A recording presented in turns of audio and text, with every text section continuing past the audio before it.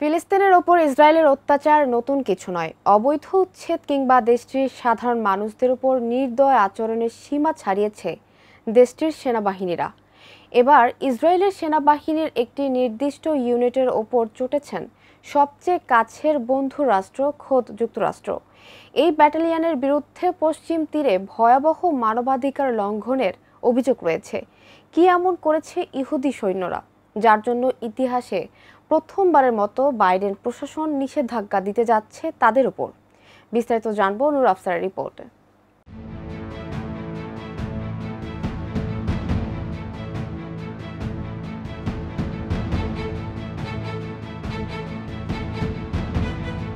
ফিলিস্তিনের অধিকৃত পশ্চিম তীরে মানবাধিকার লঙ্ঘনের অভিযোগে ইসরায়েলের প্রতিরক্ষা বাহিনীর একটি ব্যাটালিয়নের উপর নিষেধাজ্ঞা দিতে যাচ্ছে যুক্তরাষ্ট্র। ইসরায়েলি সংবাদ মাধ্যম হারেজের খবরে এ তথ্য জানানো হয়েছে।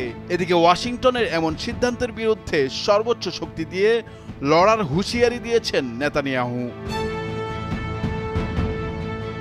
ইসরায়েলি সংবাদ মাধ্যম হারেজে বলছে, আইডিএফ এর নেজ্জাহ ইয়েহুদা ব্যাটালিয়নের উপর নিষেধাজ্ঞা দেওয়ার প্রস্তুতির তথ্য নিশ্চিত করেছেন যুক্তরাষ্ট্রের পররাষ্ট্র মন্ত্রণালয়ের একাধিক কর্মকর্তা।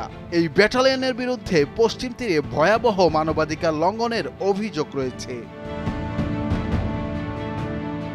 বড় ধরনের মানবাধিকার লঙ্ঘনে জড়িত ইসরায়েলের সামরিক বাহিনীর অন্যান্য ইউনিট ও পুলিশের বিরুদ্ধেও মার্কিন প্রশাসন একই ধরনের পদক্ষেপ নিতে পারে বলে জানিয়েছেন হারেজে। নেজ্জাহ ইয়েহুদের উপর এই নিষেধাজ্ঞা দেওয়া হলে ব্যাটালিয়নটি মার্কিন বাহিনীর কোনো সহায়তা পাবে না।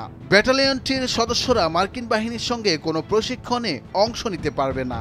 এছাড়া যুক্তরাষ্ট্রের আর্থিক সহায়তায় চলা প্রশিক্ষণ কার্যক্রম থেকেও তাদের বিরত রাখা হবে।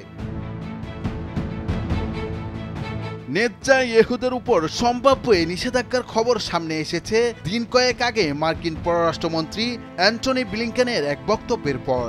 সেদিন তিনি বলেছিলেন, ইসরায়েল যুক্তরাষ্ট্রের লেইহি আইনের লঙ্ঘন করেছে।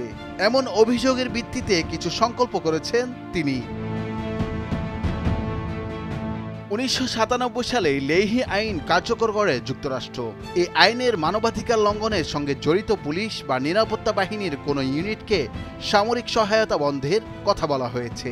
আইনটি কার্যকরের পর থেকে মানবাধিকার লঙ্ঘনের অভিযোগে বিশ্বের নিরাপত্তা বাহিনীর শত শত ইউনিটের উপর নিষেধাজ্ঞা দিয়েছে মার্কিন সরকার।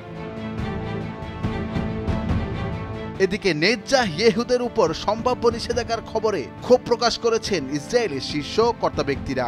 দেশটির প্রধানমন্ত্রী বেনিয়ামিন নেতানিয়াহু তার এক্স আইডিতে বলেন, আইডিএফ এর উপর নিষেধাজ্ঞা দেয়া অবশ্যই উচিত হবে না। ইসরায়েলের নাগরিকদের বিরুদ্ধে নিষেধাজ্ঞা রুখতে সাম্প্রতিক সপ্তাহগুলোয় কাজ করেছি আমি।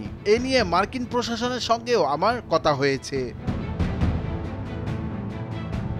নেজ্জাহ ইয়েহুদাকে আইডিএফ এর অবিচ্ছেদ্য অংশ হিসেবে উল্লেখ করেছেন তিনি। এ ব্যাপারে তিনি বলেন, ইসরায়েলের একটি শক্তিশালী ও স্বাধীন বিচার ব্যবস্থা রয়েছে। আইডিএফ এর আচরণবিধি লঙ্ঘন নিয়ে কোনো অভিযোগ তোলা হলে তা এই বিচার ব্যবস্থার মাধ্যমে সতর্কতার সঙ্গে মূল্যায়ন করে দেখা হয়, আর সেটা ভবিষ্যতেও করা হবে। নূর আফসার, নিউজ ডেস্ক, ভোরের কাগজ।